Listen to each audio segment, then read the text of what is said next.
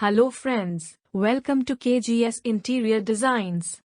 In this video I'm going to share with you living room interior ideas. Good living rooms have some things in common.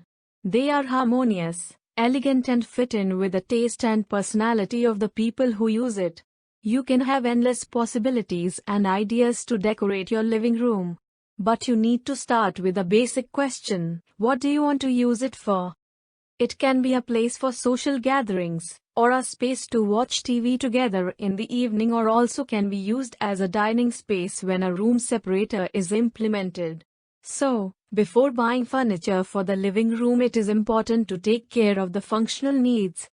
While designing your living room, it's a good idea to think about certain key aspects like space available, the colors to be used, the kind of furniture and accessories you fancy. When styling larger rooms, use of space is crucial. Strategic use of carpets, furniture can help to a balanced environment that is pleasurable to spend time in. But if there is space constraint, it is all about giving the impression of space.